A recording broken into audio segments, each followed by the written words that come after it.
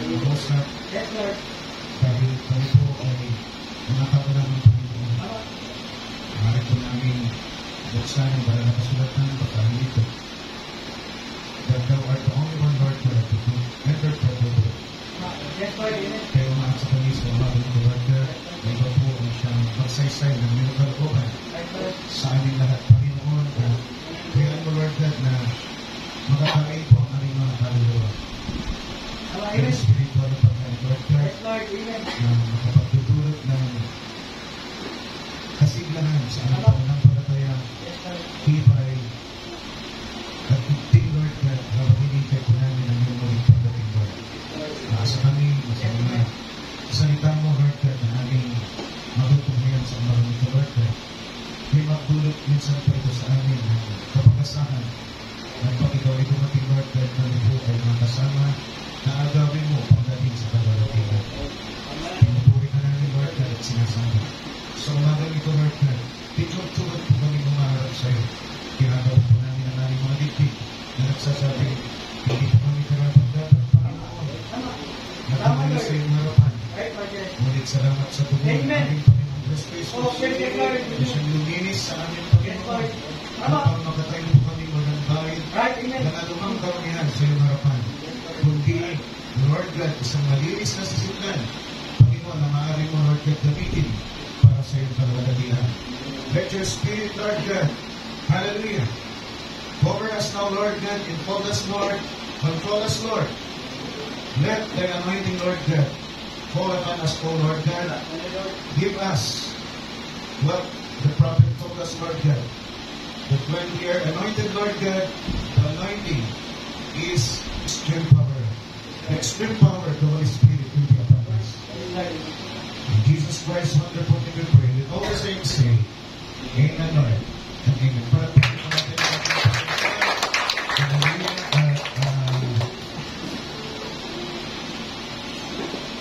Joshua chapter 5, verse 1.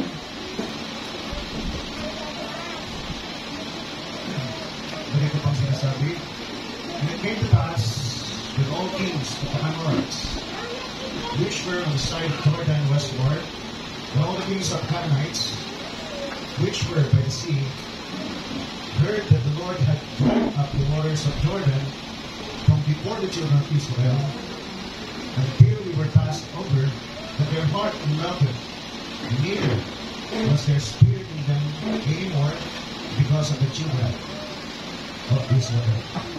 So let's go to Genesis 15:16. Pwede siguro tayo mag-testament para and he said unto Abraham, Know assuredly that thy seed shall be a stranger in the land that is not theirs. You shall serve them, and they shall afflict them 400 years. And also that nation, whom they shall serve, will I judge, and afterward shall he come out with great substance. And thou shalt go to thy fathers in peace.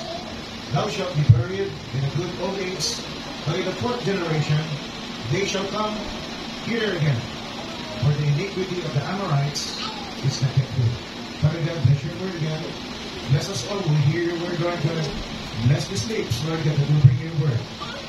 Halian mo po lahat ng uri, Panginoon, na gawa ng kaabay kayo ng malaya na makakilos sa iyong Espiritu sa ating kalagitnaan. Ito po ang aming samadalangin sa dakila at pagtanging pangalan ng aming Panginoon Kristo Jesus at lahat ng pangalan muli magsabi na Amen at Amen. Para po natin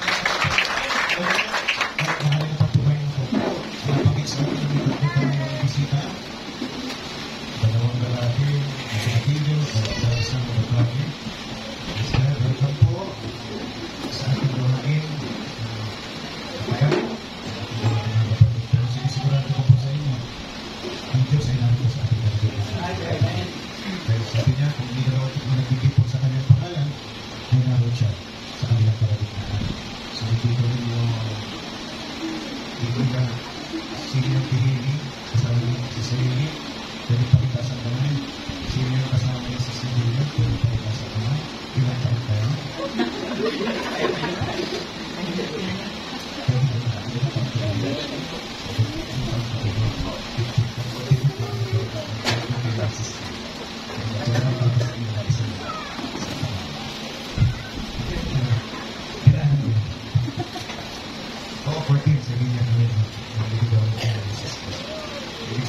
gumano ng damit para karapat ang aming pagsasama.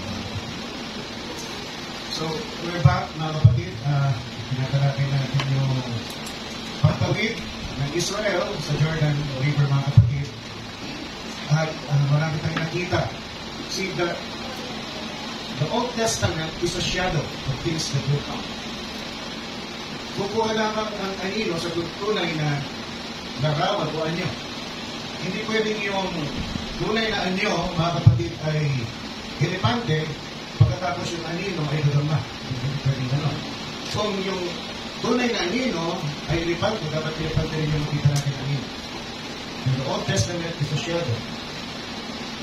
Pinapakita naman dito yung bagay na darating na siya tunay, mga kapatid na larawan.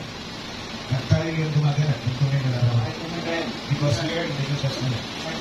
Para maunawaan natin ano yung para sa atin, titingin tayo doon sa anino. Pero yung anino ay papakita kung ano yung para sa atin sa panahon natin ang bibilangan natin.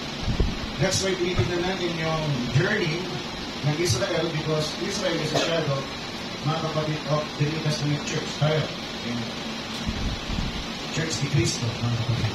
So, I will say ganun, medyo binalik ko na ako ng mga para makalawakin nila. Kaya, kung anong nangyari sa Israel, tagumpay man nila o kabiguan nila, makikita natin yun. Kung kabiguan, naiwasan natin.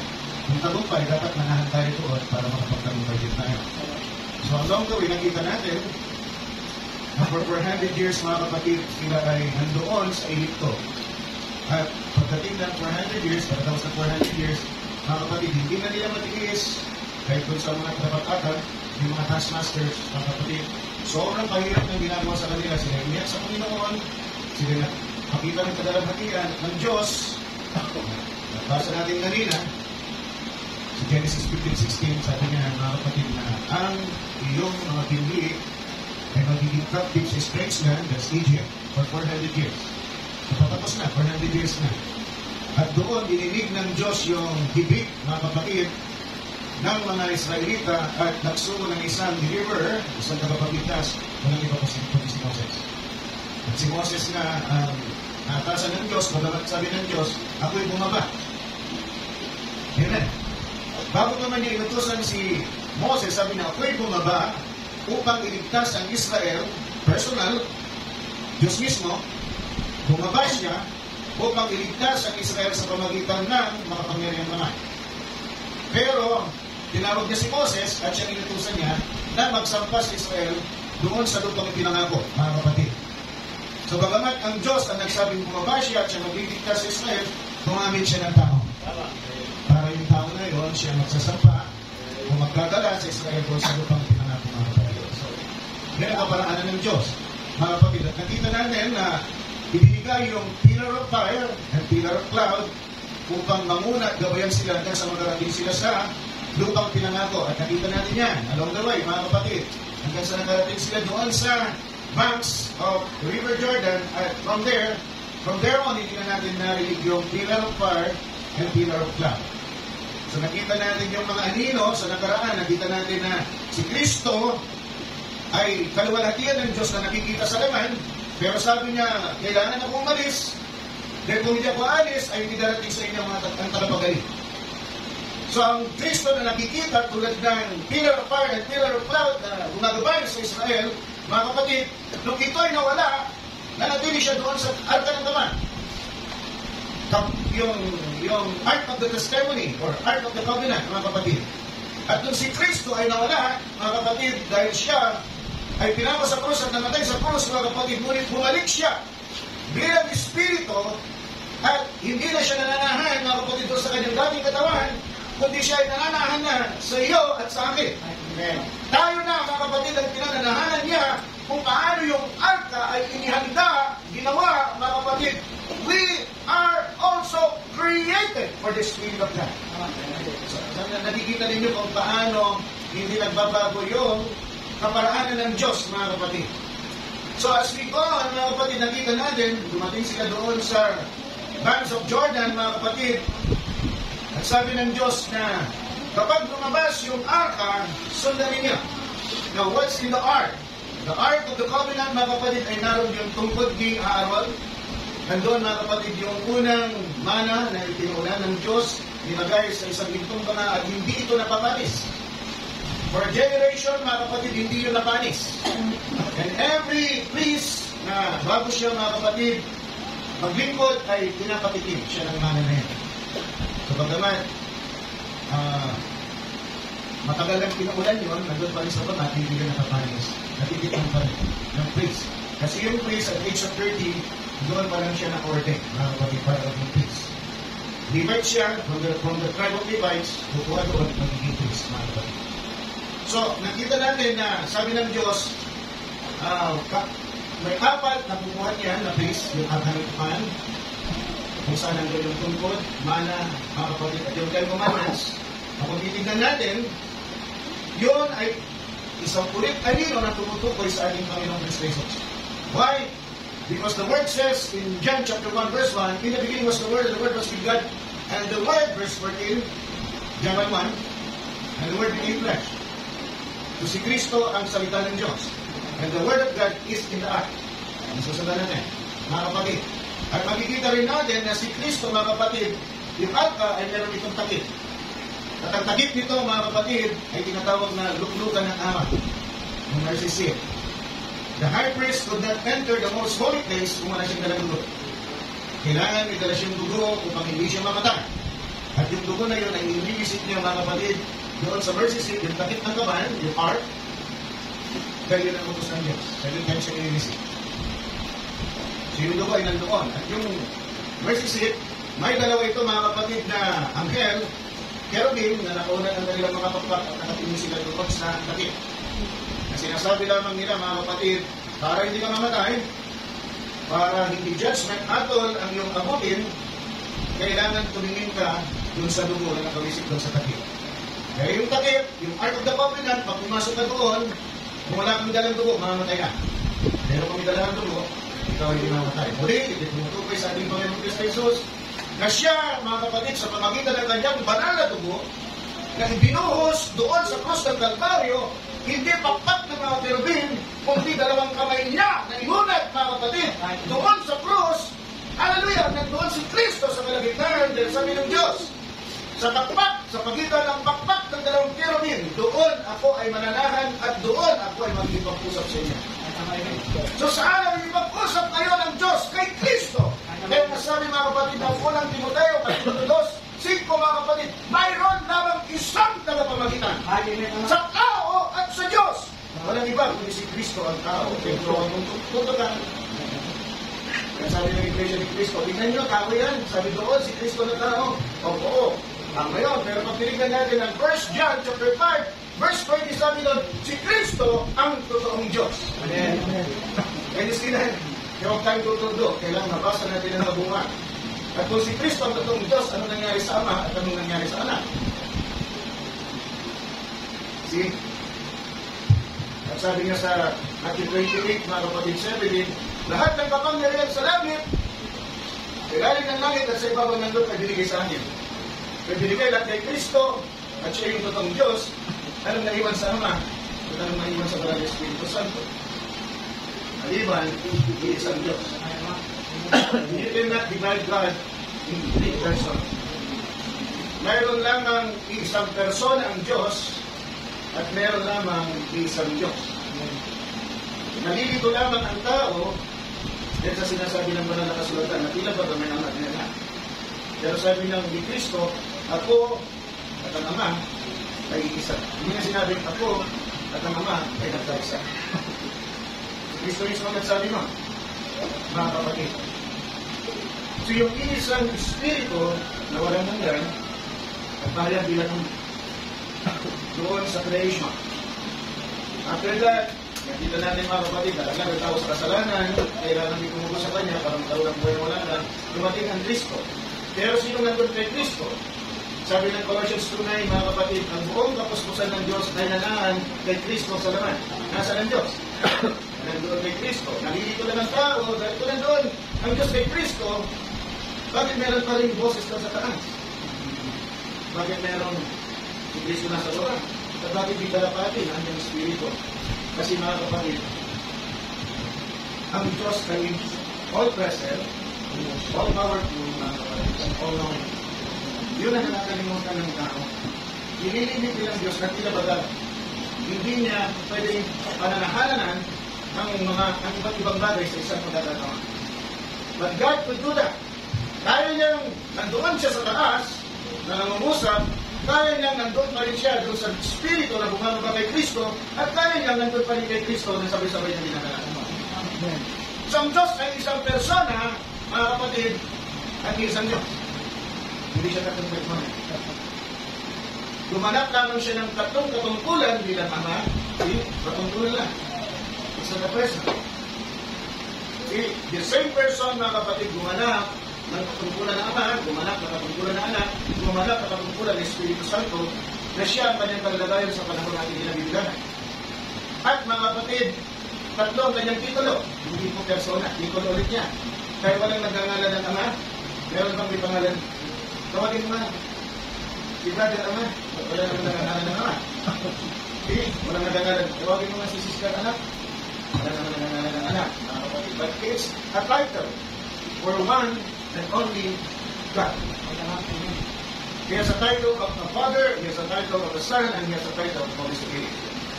So tatlong katungkulan, tatlo mga kapatid na titulo, ginanap ng isang Diyos at isang persona. Because once na nagkamali ka dyan, you will be guilty. You will become guilty of idolatry. Spiritual idolatry. Nakalusot ka o nakaligtas ka sa pagsama sa mga Diyos-Diyosan, mga kapatid, na mga riboto, pero doon sa spiritual, dahil natin mong Diyos sa tatlo, ikaw mga kapatid ay parurusahan ng Diyos, mga kapatid, na hindi ka makakapasok sa kapisanan ng Diyos. Ikaw ay may sumpa. Paano ka makakapasok sa kapisanan ng Diyos kung ikaw ay nasa ilalim ng sumpa? Yan ay nasa Exodus chapter 20, verse 5, mga kapatid. Tandaan lang natin ng mga verses para hindi tayo magkamali. So, nandoon na siya sa harpa. Sa lumang tipan. At sabi niya, once na, sabi sa chapter 3 and 4, mga kapatid ng Joshua, once na dumakad yung mga saserdote, apat yan, nagbubuhat, mga kapatid, at dumaan sila sa harap ninyo, you have to move. Nagkaludahan. Alam niyo, dito yan na iglesia ni Cristo. Kasi, gusto ko lang linawin, pag tinawag sinabi natin iglesia, yan po ay tumutukoy sa church. Yung ang Greco ng church, sa iglesia. Ang ibig sabihin ay lumabas sila at nagtipon sa isang lugar. So, bilang ginawa ng mga sa kainitan, lumabas sila doon sa kanilang pinalalagyan at sinundan nila, nagtipon sila doon sa harta, sinundan nila. Once yung paa ng sacerdote touch the water, the brim of the river, mga kapatid, biglang huminto. Yung tubig. Saan huminto? Doon, mga kapatid, sa norte, sa Adam, na malapit sa Sarina. Ang norte, the north part, mga kapatid, of Jordan River is higher than where they are. Nandun sila, mga kapatid, sa baba, across Jericho.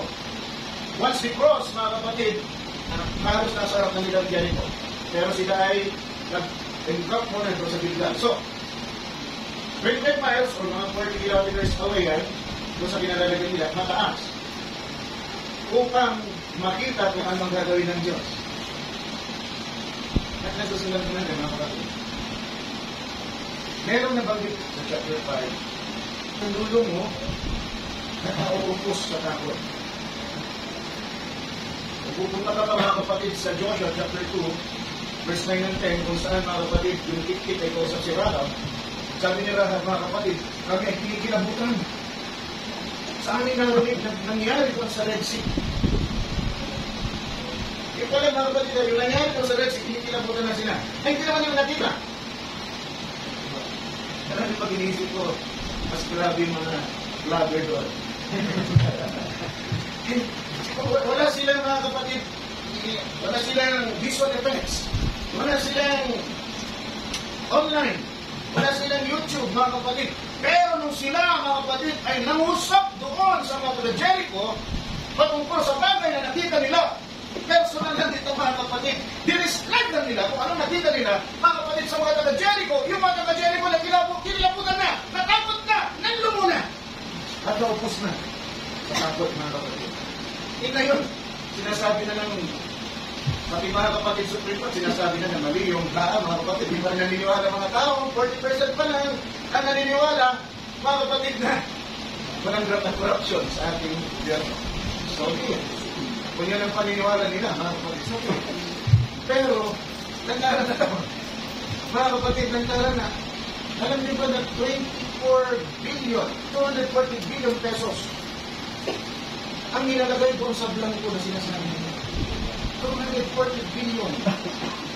Kinuha yung pera, mga kapatid, sa funeral at inilagay, mga kapatid, sa unprogram fund.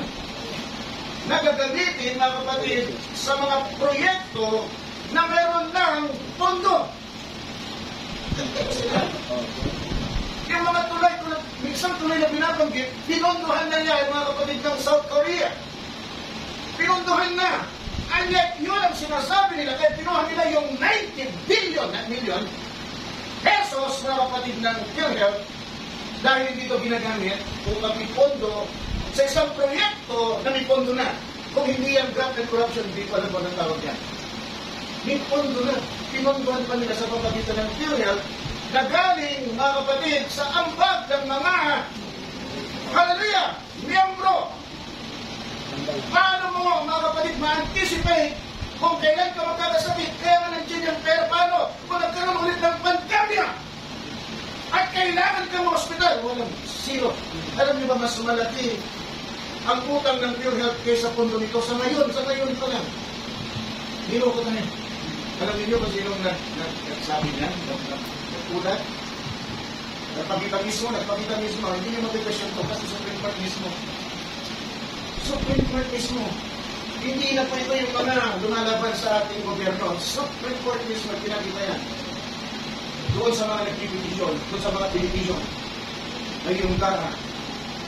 Ay, di pa rin paniwalaan. Pero doon, naniwala sila agad. Natakot sila. Nanilig sila sa takot, mga kapatid. Kaya mas magaling na mga vlogger yung mga nandun. Hindi pa rin manugamit na. Kaya naniwala sila, mga kapatid, natakot sila at nanilig sila. Gusto ko dito natin ang sandali dito. Medyo parang nag-lundag tayo. Hindi ako nakasyempo, ha?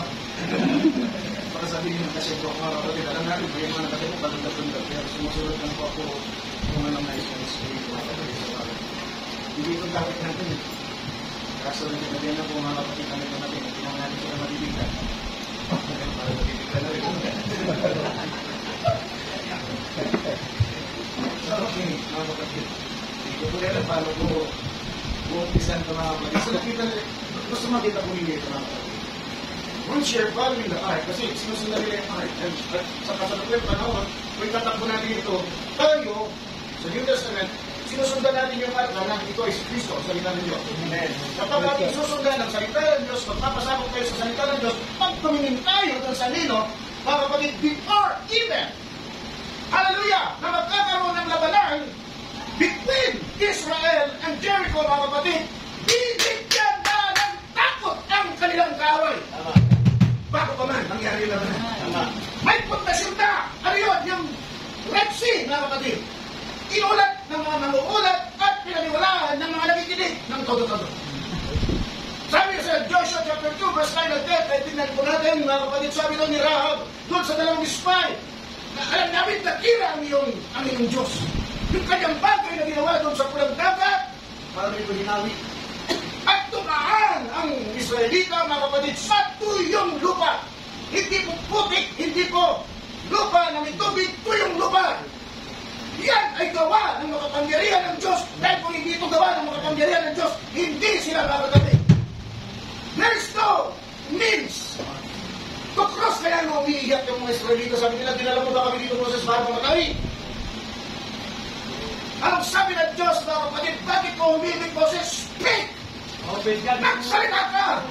At nung hindi na-speak Moses yung kanyang tugod na hawi, mga kapatid, yung tubig mo pag makita ang kapangyarihan ng Diyos. Be still and know that I'm God. The battle is mine. Amen. Ang pagkikapagbakay sa Diyos, manatili lamang tayo. Tayo lamang, mga kapatid. Hallelujah, magtiwala sa Kanya. At maniwala sa Kanyang kakayanan. Amen. Amen. Ito na yung sinasabi niya. Oo, sa Diyos na. Napansin ba ninyo, mga kapatid? Nasabi niya lahat. Hindi pa, nagtitip pa lang yung dalawa. To Joshua chapter 2 verse 9. And kaya mga kapatid, sabi dito, and he said unto the man, I know that the Lord hath given you the land. Hindi, and the Lord will give you the land. Past tense. And the Lord hath given you the land. Hindi kayo ng Diyos alam kahit yaong hindi mananampalataya. Kung kayo ay kapag nagpapasa sa salita ng Diyos, mga kapatid. Anong ng kaaway, mga kapatid, na wala silang magagawa laban sa Diyos mo. Amen. Laban sa Diyos mo. Amen, Lord Jesus Christ. Kahit po pa man, mga kapatid, hallelujah! Baka kilos ang kaaway para gumawan ka ng kabinsalan, sakpan ka, mga kapatid. Natatakot na siya. Inikilabutan na siya, mga kapatid. The Lord hath given you the land, and that your favor is fallen upon us. Hallelujah! And that all, inikilabutan. Hallelujah! And that all the inhabitants of the land faith because of you. For we have heard how the Lord dried up the water of the Red Sea. For you, when ye came out of Egypt, and what you did unto the two kings of Amorites. Amorites here. Amorites in Genesis 15:16, and Amorites in Joshua chapter 5. Yes, all that thought, mga kapatid. That were on the other side of Jordan, Sihon and Og, whom you have already destroyed. Hallelujah. Joshua chapter 2, nakikita rin natin yan sa Numbers chapter 21. Kung yung nagkakamali. Buong chapter, mababasa natin how it happened. Mga kapatid, kung paano siya nilabanan ng Amorites king na ito, na si Og at si Sihon, mga kapatid, at na-conquer sila ng Israelita at nasabog nila ang karihan ni Sihon at Og at doon kinuha nila yung karihan. Listen to this, they're Amorites. They're Amorites. Who are the Amorites? The Amorites, mga kapatid, are descendants, inapo, descendants, mga kapatid, of Canaan. Who is Canaan? Canaan is from the lineage of Ham. Susundan ko na yun, mga kapatid. Ham committed a sin. Out of the three sons of Noah, Ham committed a sin against his father. Now, in Genesis chapter 9, after the flood, mga kapatid, God blessed Abram, not Abram, Noah. Abram, biglang na yun, gumawa ng alkasya na. Blessed Noah and his three sons. Hold that thought. Okay, bitawan niya. Okay. Then, nalasing si Noah. At kung nalasing si Noah, nagubad siya, at punta siya doon sa kanya, bubunod. Pumasok si Ham, hindi man lang niya nilagyan ng kumot o santabing ng kanyang ama, pinento pa niya doon sa kanyang dalawang kapatid. Pero nung ginawa ng kanyang dalawang kapatid, kumuha sila ng kumot at pagka sila napunta doon sa kanilang ama at kinopera nila yung kanilang ama. Then, Genesis 9:25, nung sinaysay na Noah, paano nangyari, sabi mga kapatid ni Noah, curse Canaan. Kinurse ka si Canaan. Why not Ham? Bakit hindi si Ham? Si Ham ang nagkasala. Hindi naman si Canaan. And he said, curse be Canaan. A servant of servant shall he be at his brother. Hindi naman si Canaan. Ang nagkasala eh. Si Ham, ang tatay niya. Let us show mga kapatid paano ito. Sa tatlong magkakapatid, anak ni Noah, si Ham ang youngest. Okay. Sa mga anak, mga kapatid ni Ham, ang youngest ay si Canaan. Kaya pala, makakapita na tayo na una. Pangalawa, mga kapatid, sa Genesis chapter 9, verse 1, blines niya si Noah at yung three sons. Dalawa na yun, blines niya kasama si Ham. Tandaan na kung ano ang blines ng Diyos, hindi pwedeng sumpain. Kasi, kung bakit ang sinumpa niya, hindi si Ham, kundi ang sinumpa niya, si Canaan. Under the lineage, hindi naman lahat ng anak ni Ham sinumpa. Si Canaan lang. Na tumatayo bilang youngest at directly, mga kapatid, nasa linya ni Ham. Nakita niyo ba? At yung curse na yun, dala-dala nila. Pagdating sa chapter 15, mga kapatid, sabi ng Diyos sa 15:13, binigay ko sa iyong binhi ang isang lupain na flowing with, sabi ko na nakaraan, gatas. Narinig ko, tawa mismo ako dun sa video. Sabi ko, bakit ako nabanggit ko? Flowing with milk and honey, mga kapatid. Sa ibig lang sabihin niya, abundant, the field is abundant, mga kapatid, blessed, at ito'y very fertile. Yun ang ibinigay ng Diyos na lupain sa mga Israelita, mga kapatid. Pero sabi niya, pero for 400 years, magiging bihag, captive, ang iyong mga bini sa isang strange land. At ito yung Egypt. Because the fullness of the iniquity of the Amorites is not yet given. Ang sinong Amorita? Amoreo. Ang Amoreo ay direktang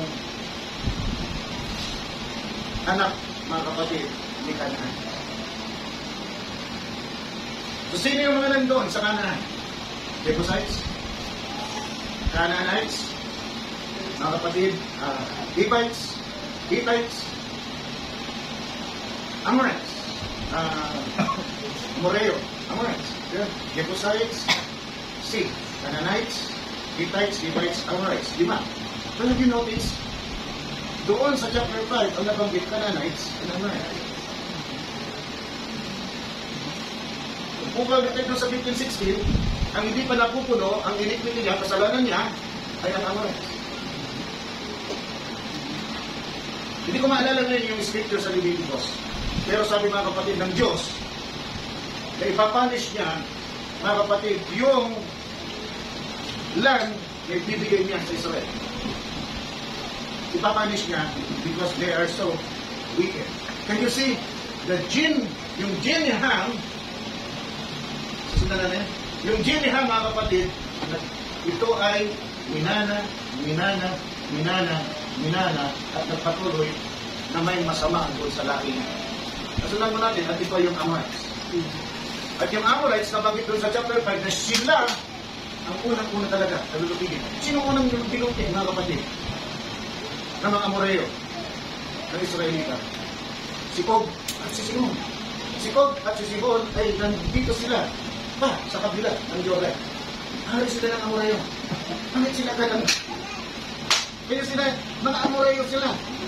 Sila ang prominent na nabanggit na nilupig ni Rahab. Kaya sila, sabi niya, yung ginawa ng Diyos ninyo doon sa Red Sea, yung ginawa ng Diyos ninyo doon sa dalawang hari ng Amoreo. So, for purpose itong nangyari. Mga kapatid, magmula nandun sila sa Egypt hanggang dumating sila sa Jericho, sa land of the promise. Canaan. Verse 8, mga kapatid. Ano yun? Una is to deliver His people. Narinig ko ang kadalamatian ng aking bayan at ang kanilang bibig dahil sa tagapag-atap. Taskmaster. The cruelty of the taskmaster. Pangalawa, so yun ang una, nilabas. Pagkalabas sa kanila, mga kapatid, anong sumunod? Ang sumunod is to punish the Amorites. Na sinabi pala, doon pa lang kay Abraham, sinabi na niya.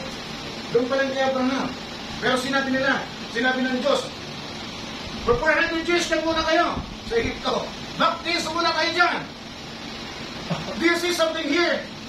God is so patient that He gave the Amorites 400 years to repent. Wow, grabe. 400 years!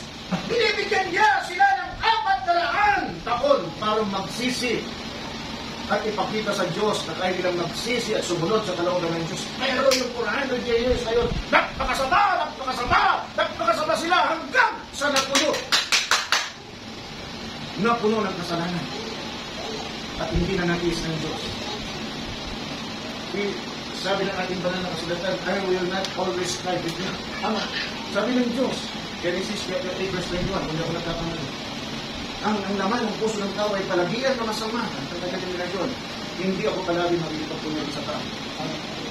Limitasyon ng Diyos, bagaman napakahaba. Sabi niya mga kapatid sa Psalms 103, mga kapatid, ang ating pagpapatawad ay katulad ng east to west. It cannot meet east to west. Hindi niya sinabi na ang ating pagpapatawad ay katulad ng north to south. Why? Because the earth is revolving. The east will become the west, and the west become the east. Kaya hindi magpapang-abot yan. Kayong kapatawaran, habag, mga kapatid ng Diyos, hindi natin kaya. Sabi niya, ang ating habag ay bago tuwing umaga. Alam niyo, hindi natin kayang tumagusin ito, pero meron siyang hinihingi sa atin.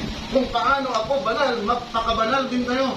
At paano tayo magpapakabanal, mga kapatid? Sabi na kay Joshua, bulayin mo ang salita araw at gabi at saysayin mo ito. Hindi mo bubulayin ang isang bagay kung hindi ito mahalaga para sa iyo. Right? Bubulayin mo, bibigyan mo ng pansin ng isang bagay dahil mahalaga sa iyo. So once, mga kapatid, binulay mo ang salita ng Diyos, you are giving importance to the Word of God. Doon dumadating, mga kapatid, na mahalaga ito sa iyo. Nagkakaroon ito, mga kapatid, you are willing, starting to will the will of God. Nilunod mo ang kalooban ng Diyos sa pagbabasa mo ng salita ng Diyos. Like, hindi mo mabasahin ang salita ng Diyos, bubulayin ito kung hindi ito mahalaga. Kung hindi ito mahalaga, hindi kayo hindi gagawin na isang bagay kung hindi ka nangalibang buhay. But when it becomes important to you, bubulayin na ito. Ganito ka na. Ganito ka na. Ang gagawin ko para ito mabuhay.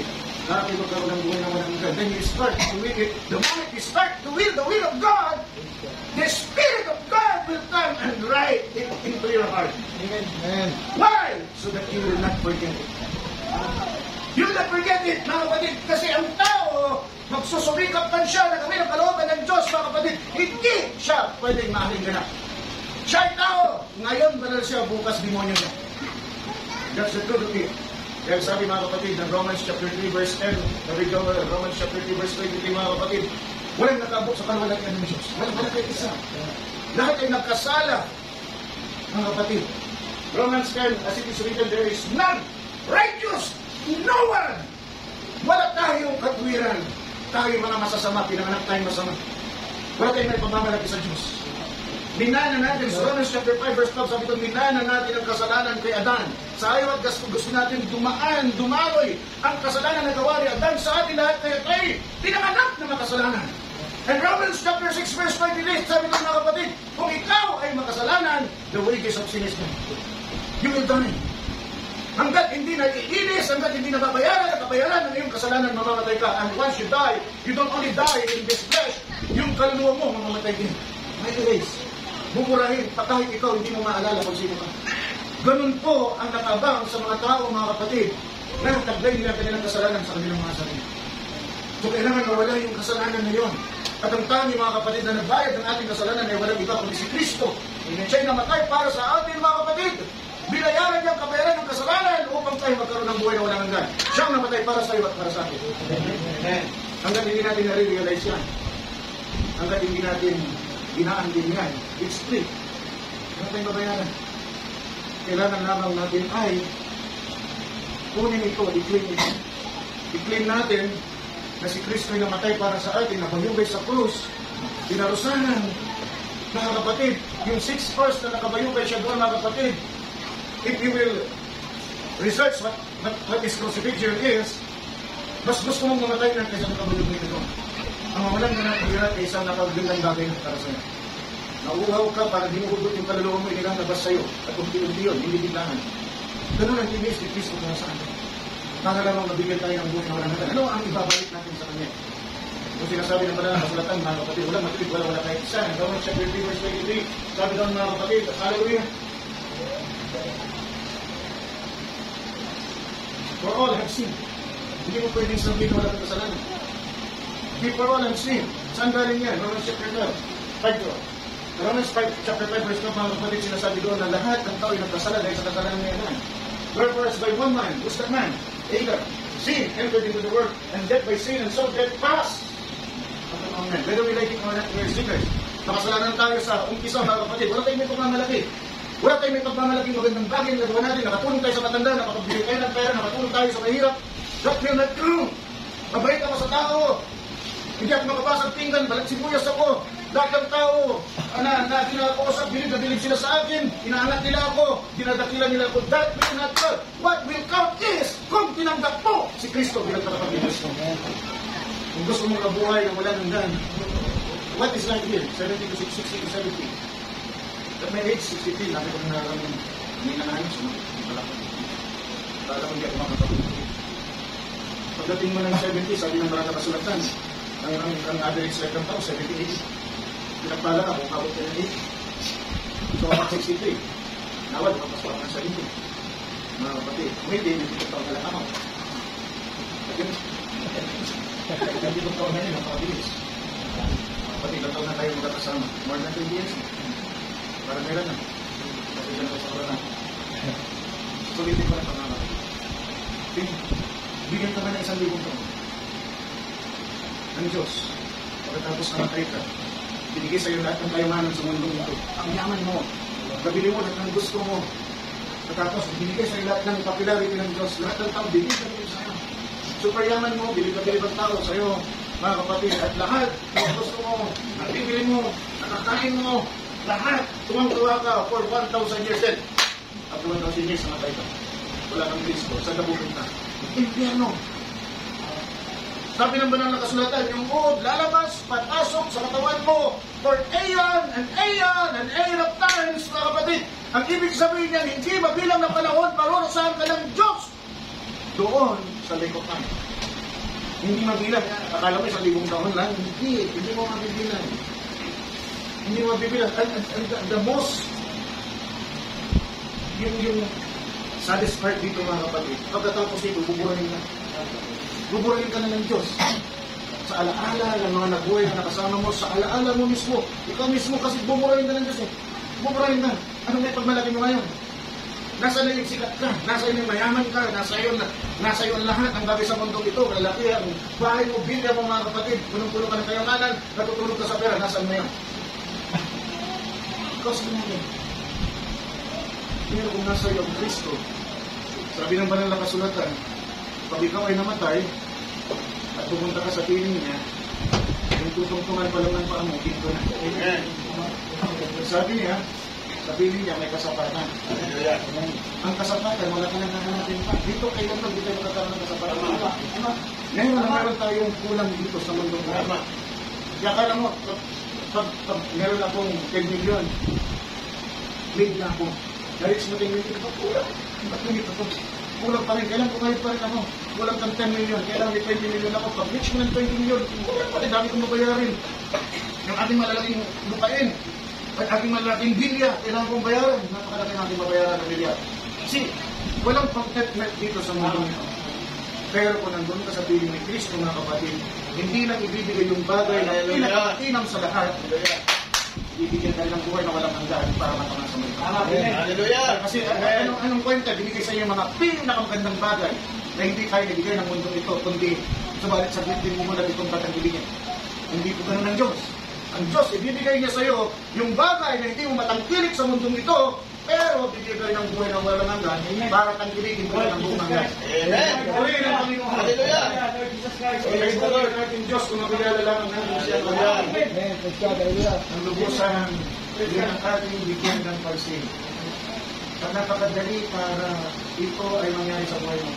Tanggapin mo naman siya. Sabihin mo naman, Panginoon, tinatanggap kita, tinatanggap kita. Hindi ko pa masyadong unawa itong born again na ito. Pero, ang alam ko, hindi ako magkakaroon ng buhay na walang hanggan kung hindi kita tatanggapin bilang aking pagkakapagpas. Sige lang, unang-unang ang dami. Tanggapin mo si Kristo, bilang tagapagligtas mo, magpasalamat ka sa Kanya dahil siya namatay para sa'yo. At may visa, higit sa lahat, yung bagay na ginawa niya para sa'yo. Mayroon siyang kapangyarihan, kakayanan, para punin yung kasalanan mo at gawin ka na walang tao na walang kasalanan. Kung kang sa harapan niya, mga kapatid, ikaw ay makakatayo na matuwid. Amen. You become righteous. Through His righteousness, you become righteous. Yan, purihin ang Panginoon. Okay. Pwede na kayo, hindi natin na mga kapatid, yung ating subject matter. Tutuloy natin sa gusto ng Panginoon. Hindi na natin sa first one.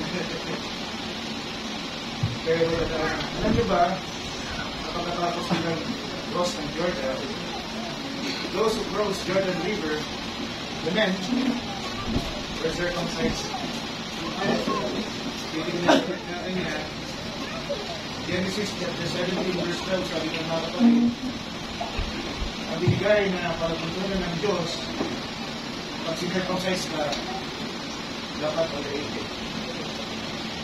Ay malangit. Kahit hindi nakabagay na magandang pagod sa the circumcision. Jordan, any problem? At ika.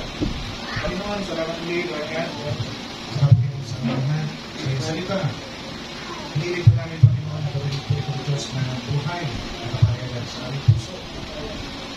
Upang sa bawat araw, Lord God, na tumuntaan, tutulak po kami ito na magawa pa ng higit na kauhawan sa iyong salita.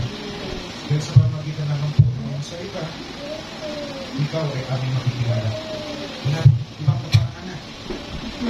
The Word of God is your love letter to us. We are your bride, and you are our bridegroom, the Lord Jesus Christ.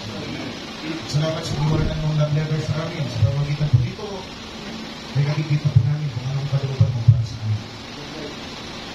I-bless mo po yung mga umaten po sa umaten dito, Lord God. Nagsusumika po kami na maging mababaw po yung preaching sana sa umaten dito, Lord God. Napakahirap po, Lord God.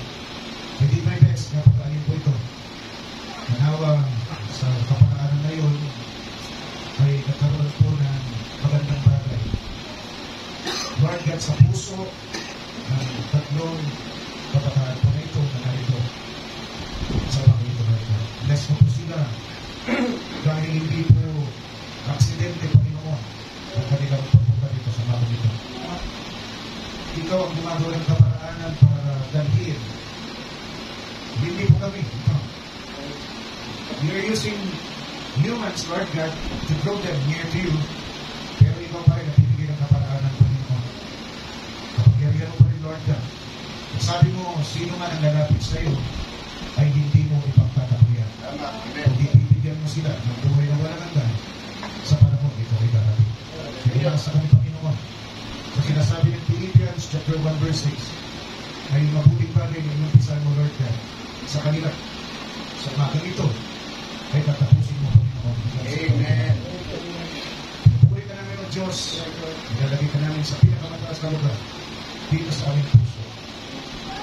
Nakasot ng mga walang kalwalagian. Umugot ka po sa katutuan ng aming mga puso sa umagang ito.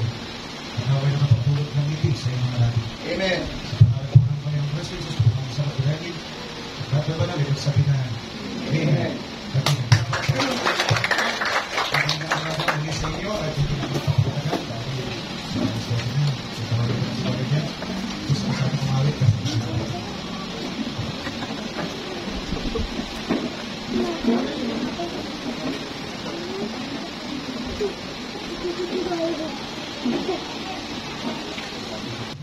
Again to the glory.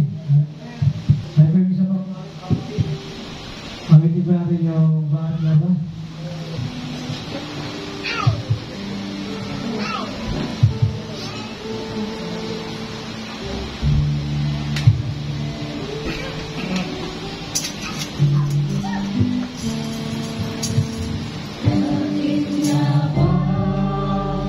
Pinuri kita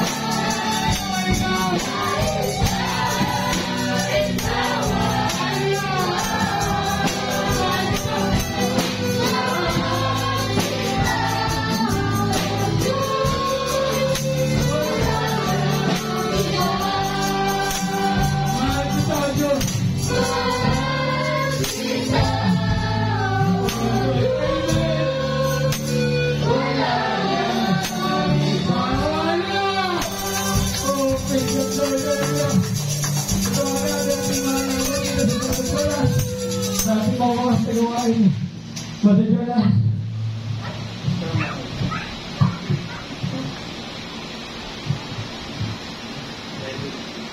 Sabi, buat kami. Bless you. Mga pastor, masahe. Ang bago. Dakilang Diyos, ang iyong mga salamat. Salamat, Lord.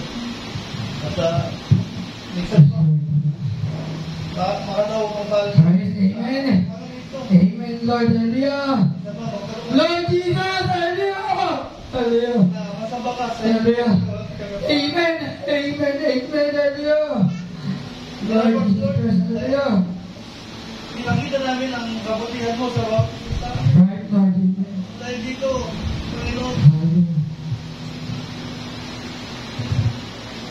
nahiya kami sa aming mga sarili, Lord. Hallelujah. Patawarin mo po kami Oh, amen. sa Lord Jesus Christ, Lord. Amen. kung saan, Lord, nasakta namin ang iyong damdamin na kahit hindi mo lang namin maganap ang banal at sakdal mong banal mo, Lord. Tulungan mo po kami, Ama, Amen. na maganap ito. At sa gano'n, Lord, makabawi kami. Oo. Mapangiti ka man lang namin, Lord. Yes, Lord. Tama. Palit na bagay na maganap namin ang sakdal na kulungan mo. Yes, Lord. Amen. Diyos, muli, pinapanalangin po namin ang sa bahay ito, Lord. Pagkalubo po ang pagkailangan ng mga buti ito, Lord. Yes, Lord. Amen. Ano mga espiritu na Panginoon, Lord? Lotion man, pinagsin man, isarat, Lord, ang kalusugan. Yes, Lord. Kalusugan sa aming mga labas, Lord. Yes, Lord. Sa ngayon, Lord. Amen. Yes, Lord. Mula po sa aming pag-ihiwa-hiwalay sa mga ito, Lord. Tulungan mo po kami. Yes, Lord. Dahil alam po namin, paglabas namin sa bahay ng balat ito, diyan ang magawa ng kapahamangan, Lord, ka. Ikas po kami. Yes, Diyos Lord. kami. Diyan po kami sa mga gawa ng iyong maaway. Protection po po kami, Lord, God. Yes, Lord. Ang gawa abang kami naglalakbay sa mundo ibabaw nito. Yes, Lord. Ay parating namin ang lupang pinangaman mo. Yes, Lord. Hallelujah. Lahat ng kapulihan, kalwalatian, kanakilaan, ay mapasaya po, Yes, right, Lord. Hallelujah. Panginoon Kristo Jesus, at lahat tayo sa kanilang. Amen. Amen.